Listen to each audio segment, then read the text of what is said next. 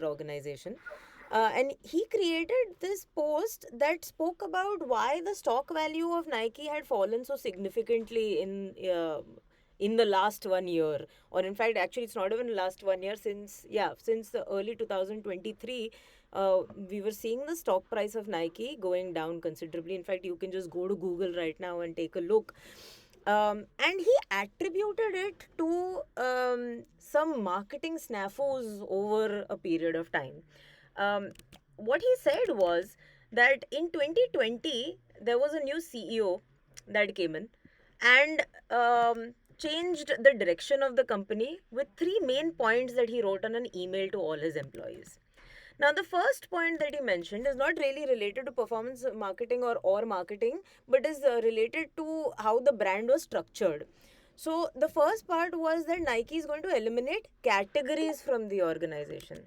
Okay, one second. Let me just close this. Then Nike will eliminate categories from the organization. Now, what are these categories? Nike basically used to have categories like, sports related. For example, football was a category, basketball was a category, running was a category, gym was a category, etc. And how the company used to function was each category had a whole brand associated with it. So, which meant that if football was a category, there was an entire team that focused only on football products branding. And then they would only target, they would study and target only the football related consumer. Similarly, for each category, they had like a whole sub team. So, it was multiple organizations or departments, if I may say so, for each category. And the new CEO said that no more categories anymore. In fact, what they did was they converted all categories into just we will do men, women, kids, and so on and so forth. So they completely changed the kind of branding structure that they had. The second thing that was announced was that Nike will now become a DTC led company, meaning a direct to consumer led company, ending the wholesale leadership that they had, which was all the partnerships that they had in the wholesale business. Number three, they said that Nike will change its marketing model. They will centralize it, they'll make it more data driven, they will make it more digitally led. Now, this is way back in 2020, so this is a long journey that we are going to look at. After all of this, so I just spoke to you about the elimination of categories. In the wholesale leadership, now what started to happen was they started reducing, in fact, eliminating a lot of their partners. And if you can read this line here, it says Nike just began to terminate hundreds of agreements with all their local business partners. They were selling less products, they were diverting premium products to their website, which was Nike Direct, and they did it globally. And in Massimo's words, showing the middle finger to partners that Nike had worked with for decades. Now, instead of doing, of course, wholesale, they started doing performance marketing. And they pumped all their money, billions of dollars, as you can see here, into performance marketing to basically buy ads and ad space on digital. This included social media platforms and Google and other search engines as well. Now, what happened was that in 2020, the pandemic had hit anyway, and so a lot of people were buying online. 2020 this worked for them, 2021 this worked for them.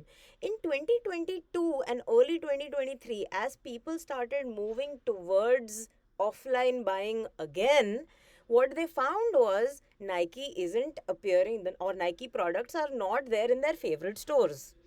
And when they found that Nike products are not there in their favorite stores, they started buying whatever was there in their favorite stores.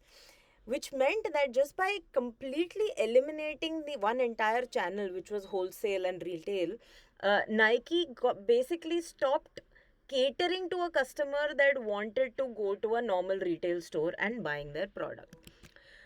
Similarly, one thing that, by the way, Nike learned because of this was that consumers are not loyal. If you do performance marketing, you will get a customer today, and maybe that same customer will not buy from you tomorrow.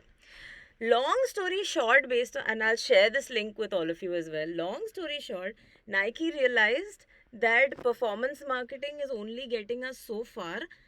at the end of the day we have to go back to brand building, and so now they're restarting a lot of their wholesale partnerships. They're restarting a whole lot of their categories that they had cancelled earlier, and they're kind of going back to the kind of model that they used to have. But in the process they have lost a lot of shareholder value, and thankfully for us, we can get to learn from their mistakes. Now, this is all great for a D2C business. We are, of course, some of us are could be in D2C, some of us are, most of us are in B2B. But there is a learning from here, because there is a fundamental theory that was very nicely explained by these two guys called Le Binet and Peter Field. Now, Le Binet and Peter Field are two advertising professionals, experts really in their field, who had written a book called The Long and Short of It. The Long and Short of It is a book on advertising that takes a look at both long term and short term marketing. So, if you look at brand building as an exercise, it's a very long term marketing strategy. But if you look at performance marketing, it's a very short term marketing strategy. And if you see this graph, what it shows is that as you go across time, every time you have a sales activation. So a sales activation could be an offline sales activation, like you have an event and you'll put a kiosk over there and people buy from you. That could be a sales activation. Or in the digital age, or in the digital arena, it's basically an ad that you run that says click here and buy the product from me or get my service from me. If you look at this, you'll see that every time you have a sales activation or a performance marketing exercise, you'll see your sales go up, and the moment you stop, it'll taper down again. Again, you run a sales activation or a performance marketing campaign, it'll go up and it'll taper down back again. So over time, you will always see the graph going up and down, but never increasing over the long run. So even on, like year 5 of doing the same thing, you will get the same results as you got on year 1 the moment you do a sales activation. Brand building, on the other hand, has a very different outcome. You start and you get very, very small gains. And at the beginning, when you really just want to make a sale and you just want to make money, those small gains seem like very little. But you do it consistently over time, and you will find that brand building over time gets you far more sales than if you do performance marketing. Now, this is something, by the way, that I have touched upon in one of my videos as well, for the Indian context and for the startup context as well. Because a lot of us, I do understand, I get clients like this as well. It's not like I have lots of money today and I will do brand building and wait for 5 years to get my first customer. That's not possible. I want a customer today and I want a sale today. And so performance marketing is important. But I've touched upon it, and I don't want to talk about that in detail over here in this call. You could see the video and at your own time and take a look at it. I've just put it in the comment section here. Now, what Le Binet and Peter Field said, basically, they made a formula for what is the right amount of performance marketing.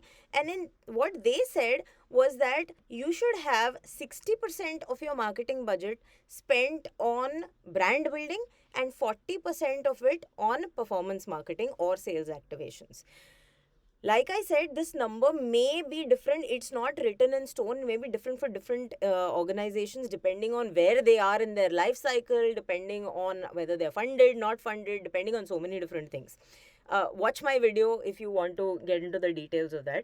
But this number 60-40, I think in my mind, is a good place to be in if you are at least 5 years or 10 years into the business already. Because if you're spending more money on performance marketing, you're only going to get that returns immediately, and it's not really going to help you in the long run. Now, what does this mean for B2B marketing? Whether you are a B2B product, like maybe you are a SaaS product or selling to organizations, or whether you are a service, it doesn't matter. For B2B, the idea is that you want to do performance marketing for leads and lead generation. I use performance marketing for lead generation as well. Spacebar, if you go and type content marketing agency in Mumbai, you will likely find Spacebar as one of your top results, because it's a sponsored ad that we will run. I prefer it to cold calling, quite honestly. Rather than having an inside sales team, I would rather have an ad, because it places me as a premium agency if I do that. If every time I get a Bajaj Finance phone call, I'm really pissed off at that telecaller. So I'd rather see an ad rather than be called and disturbed in the middle of what I'm doing. So performance marketing, yes, it does work, and I use it for lead generation as well. Um, but what do you do? How do you start with performance marketing? That's probably the question a lot of you have in your mind, because that's the whole point of this. How much performance marketing is the right amount of performance marketing? So let's start to kind of answer that question. For newly funded businesses, and this is if you have a venture capitalist behind you or if you have an angel investor behind you, I would say start big. Pump in 2 lakhs plus per month on performance marketing. And at the beginning, start with a mix of 90% spends on performance marketing, 10% spends on brand building. Why am I using these numbers?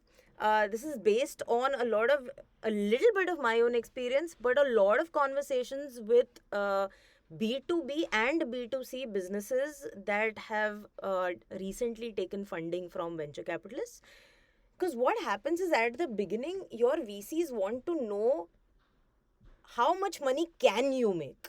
And to answer that question of how much money can you make, you have to say that, see, if I put in 2 lakhs in this, I'm able to get an ROI of 5 lakhs. And if you show it to them, then they're able to give you more money for the future. Pankaj, you have a question? Maybe I'll take it right now. I have you stopped your presentation, or is it stuck because it's there in the long and short of it? Just wanted to check. Oh, yeah. No, I don't have anything to showcase Okay, on this. In fact, maybe I can just stop sharing this completely. Okay. Yeah. Okay. Yes, no. So, yeah. So what I was saying was, if you have a VC, then your VC wants to know exactly where their money is going and whether there is any ROI to that money. So, in fact, one of the clients that I work with is an app, and they purely run performance marketing in order to show their VCs that, look, so many people are interested in downloading our app. If so, all we need to do is pump in this much money and we'll get in this much ROI. So at the beginning of your business, if you are funded, then I would say 90% of budget on performance marketing and 10% of your marketing budget on brand building. But not all businesses are funded. And not all businesses need immediate sales, because you are an existing business, you already have existing customers. So you can take the slow route. And if you are in this place, I would say it's the best place to be. Start small. What has worked for me and some of my clients who are startups and who do not have that much money to throw, start with 2000 rupees on Meta. That's it, per month. 2000 rupees if you're running ads on, when I say Meta, I mean Facebook and Instagram. If you have a little more than that, spend up to 8000 rupees on Google Ads. And if you have even more money on that, and this is a great platform for B2B guys, if you have 20,000 plus that you can spend consistently month on month, go with LinkedIn. What you have to do is see what kind of results running these kind of ads will give you with this much budget. You will slowly realize, like, let's say, in fact, I wanted to also share one, just to kind of show you, 1 second, just to kind of show you what we get at Spacebar. We also have a monthly numbers that we look at, and I'll show you kind of what. 1 second, I'm not able to show my screen. Oh yeah. So just to quickly show you, we look at. We've been running ads, like I told you, on Spacebar. Forget about all the numbers now on this sheet. We've been running ads on Spacebar since December 2022 consistently. And through these ads, we have been looking at how much money we spent on the ads per month. And based on that, what was the return on actual spends, which is basically how much money did we make that month based on the money that we were spending that month. And when you do this consistently, you start realizing, like we did actually at some point, we started realizing that if we spend anything more than 20,000 rupees just an insight for all of you guys. If we spend anything more than 20,000 rupees on ads, on performance marketing, we actually don't get any more conversions. So we found our sweet spot, saying that if at 20,000 also I get 20 customers giving me leads, and at 30,000 also I get 20 customers giving me bringing in leads, then why do I need to spend 30,000? I'll spend 20,000. So we found our sweet spot between 15 to 20,000 per month. Now, what you should do as well is, like I said, start with that small amount, which is 2,000 for Meta, 8,000 for Google, and 20,000 if you're going for LinkedIn. And then slowly increase to the point where you see that when I'm increasing, I'm not getting a lot of value. And then you found your sweet spot as well. Never ever stop branding while you're doing this. Now, this is the biggest mistake that most people do, is they say that I will focus all my efforts on performance marketing and I will not do any branding at all. You know this the saying where they say that live like you have like you're going to die tomorrow. You should do marketing in a way that your performance marketing budget will die tomorrow.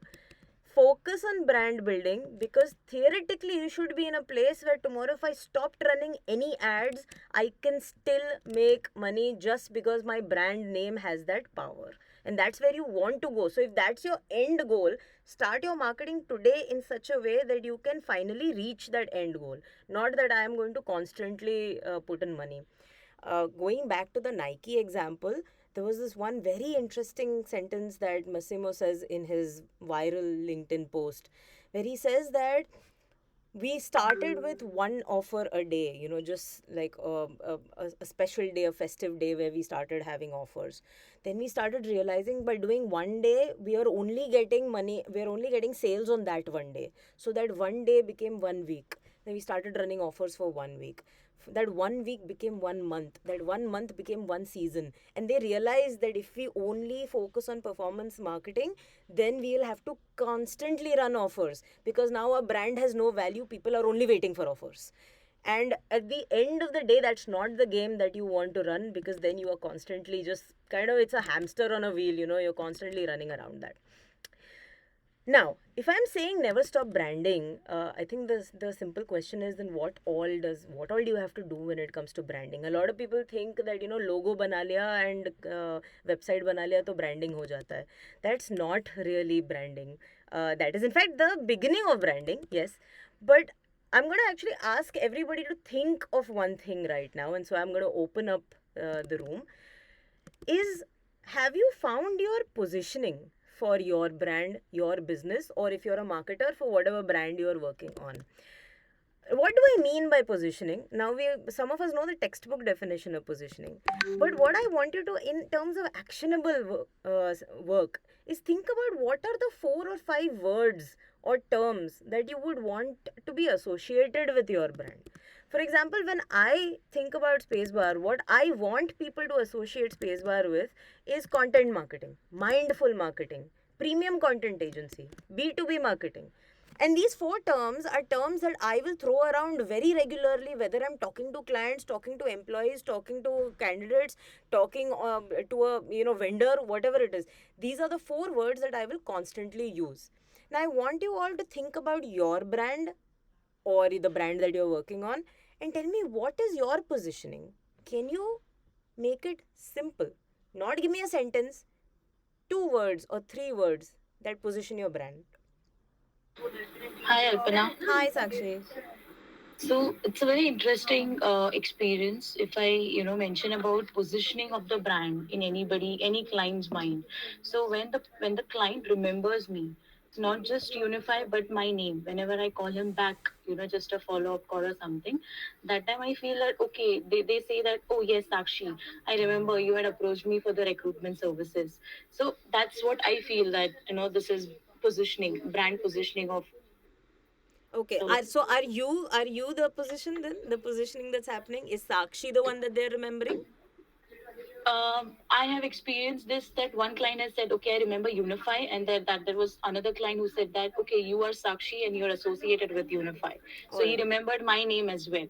So that was something which was interesting. Yeah. Got it. So yes, a lot of times it's a person that's associated with the brand, But then if you want to look at something more long term, it has to be something other than a person. So I'd love, that's a great point actually, Sakshi, and that's true. In fact, a lot of founder led companies, their name is synonymous with the brand. Yeah. You're not a founder, yes, but even your name is synonymous with the brand. um, Yeah. does anybody have anything else in terms of key terms that you would want to be associated with your brand? It could be, by the way, it could be even something like we are the cheapest in this industry, or we are something. It could be whatever, anything. Well, I would say value add and Hi. trust.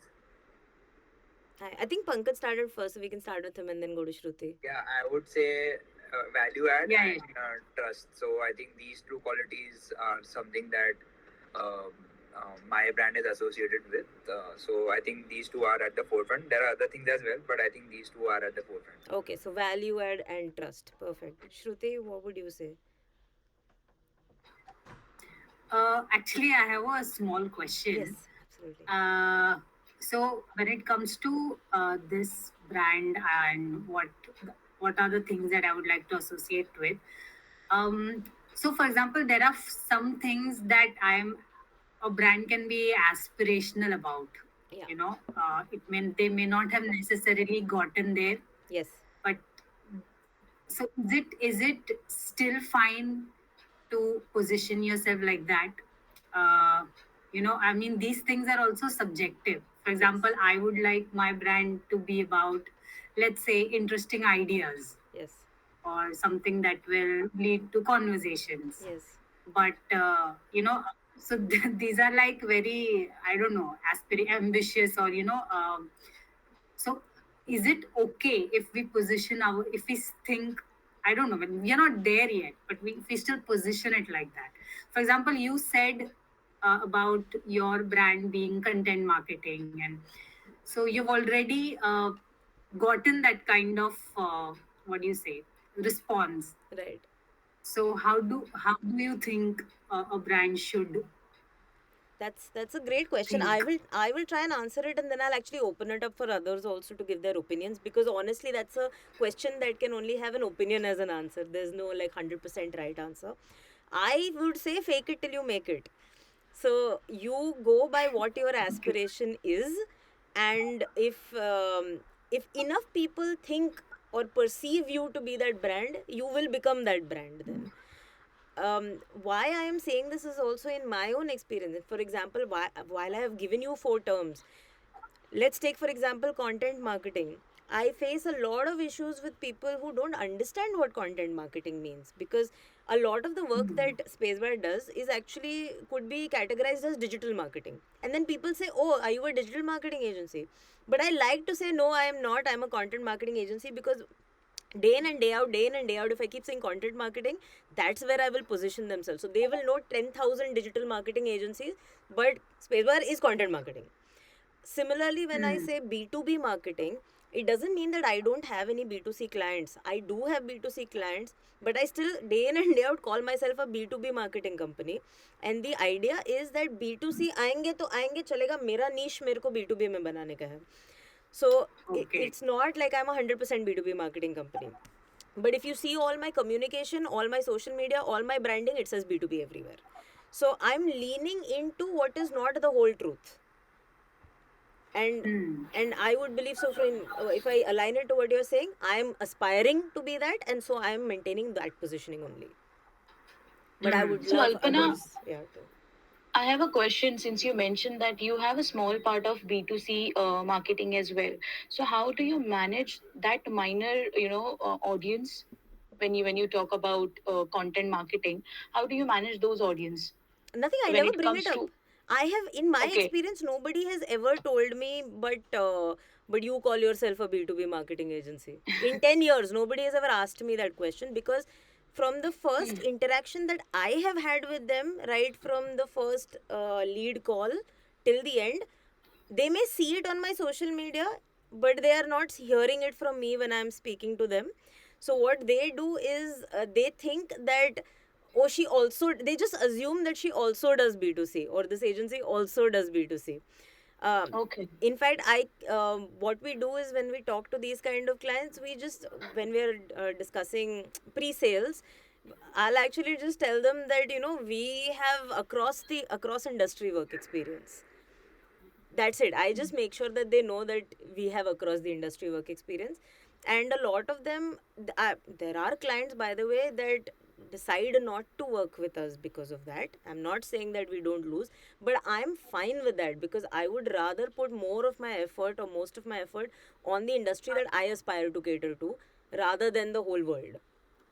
That's true. That's true. Because even I have experienced the same, thing where I even mentioned clients that okay, we have a vast experience. So there are two entities. One is Unify Search, and another one is Unify Facility. That time they get very much attracted, and on the other hand, there are clients who are very specific about the domains, about the credentials. So yeah, that's true. Yeah. So I would just say that just change your mindset in terms of don't care so much if your Yeah. your preferred audience, if they are not attracted to you, it's okay. It's like getting into a relationship. You didn't want that person anyway, so it's okay. Cool. Now, does anybody else want to answer Shruti's question? By the way, on if you're not there already, what do you do?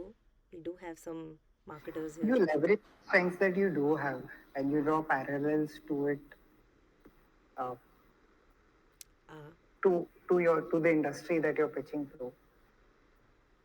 Yeah, actually, that's a really good point, Tristan. So, Shruti, I think if I can add to that, it's basically like, let's say you have not worked with the food industry, but you have worked with, or maybe that's a bad example. If you haven't worked with retail, but you have worked with something else that is, that is D2C related. So you can say that I haven't worked with retail, but I've worked with D2C. So my target audience, I do understand this target audience. Or if you say, or you can say something like, I have never worked for an educational institute, but I have worked in the edtech sector. And so you can draw some parallels or to the points that are common between the two of them. But otherwise, yeah, just focus on what you want to position your brand as. So some of you have spoken, some of you have not, and I still want you to think in your head those words that you would want to associate with your brand. At least one term, please, because that term is really the starting point for your branding. So, like if I'm saying B2B marketing, and that's the term that I want everybody to associate Spacebar with, I will keep using this term in 90% of all my communication. So, in my case, I'm not using just that term. Those four terms that I told you guys: content marketing, mindful marketing, premium content agency, B2B marketing. I make sure that 90% of all the communication that goes out of Spacebar has one of these terms embedded in it. And what that makes is it drills that concept into people's head. The more times they see that word or they hear that word and hear your company's name along with it, they will start get associating that. What is this 90% of the communication? It's not just ads, by the way. It's not just your website. It's not just social media. Yes, it's your website. Yes, it's social media. But it's also client pitches. If you are making PPTs to your client, because a lot of us are B2B, right? In fact, most of us here are B2B.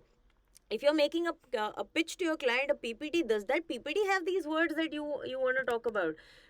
If you're making investor pitches, does that pitch or that PPT have these words? If you write emails, I make sure that my email signatures have these words as well. The email signatures that go out from all my employees' accounts have these words. So it's kind of created as a compliance matter on our settings. Um, Employee sessions, any employee session, whether it's an L&D session, whether it's a technical session that you're having for them, how many times are you embedding these concepts in your employees heads as well? Recruitment, just today I have created a video that will go out to our candidates that we are recruiting right now, and these words have been embedded in that video as well. So there are so many avenues that you can use this, so that absolutely everybody, starting from employee to vendor to client, can start associating these words with you. And that is really the power of branding. And of course, while I'm saying this, use these terms in your performance marketing ads as well, and that's where it comes like a really full circle. Remember that when you have a strong brand, people will be more responsive to your performance marketing because then they're already warmed up by the branding. Um, the number that I coming back to the book, The Long and Short of It by Lebanon and Peterfield, the number that you want to get to is 60% money spent on brand building and 40% money spent on performance marketing. That's supposed to be the sweet spot. I would say even lesser performance marketing if you can. And which actually reminds me, a lot of us are not going to do the marketing ourselves because we are business owners, or we are business decision makers, and we'll probably hire a marketer. And I read a very nice quote from somebody where they said that if I had the budget to hire a marketing team or a marketing agency, and I had the budget to get one A player and one B player, then I would choose to get the A player who's a brand marketer and a B player who's a performance marketer. Because performance marketing is something that is really easy to monitor, measure. You put in money, you get the results. But brand building is a really difficult exercise and needs more brains, and therefore you want that smarter person to be the brand builder and not the performance marketer. And with that, I am 4 minutes late on this webinar. I would like to open it up for any questions that anybody has. I'm here for another 5 minutes, or we can just start a discussion. And those who want to leave because of lack of time and go see a Visarjan or something, please, thank you for being here today. I had a question actually. Yes. Do you think it's possible to survive without performance marketing in today's world? No, I don't think it's possible to survive without performance marketing for two reasons. One is that everybody is doing it. So if you're not doing it, then it's like, when there is noise, you kind of can't keep silent and run the show. And second is because I think I mentioned this in one of my last webinars also, I'm not sure, that there was a Bajaj Finance or somebody, there was a BFSI company ka CMO that was in this conference, who was talking about how boardroom conversations have changed over the last few years. And he was saying that, you have a CEO who's in the boardroom. You can't tell him that I want to build a brand, because that CEO doesn't care about what's going to happen 10 years from now in the company. That CEO is probably going to be here from anywhere between 3 to 5 years. Now, in that boardroom, if you sell that CEO plans for the next 10 years, because brand building is not a 1-2 year exercise, that CEO will say, Isme mera kya hai? I want to show successful outcomes and move on to my next job.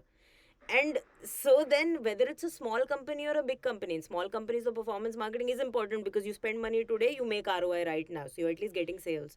And in big companies, the CEO doesn't care because he's only caring for the short term. So for that reason, performance marketing cannot be ignored. It has to be part of the game. Got it. Thank you. Thank you. Does anybody else have any question or anything to just add or discuss? I guess not. No, Alpana. Okay, then thank you everybody for coming in today, and I'll see you again Thank next you. week. Thank you. Bye. Have a wonderful evening. You too. Bye bye. Bye. Yeah. Bye. Thanks. Bye, Alpana. See you.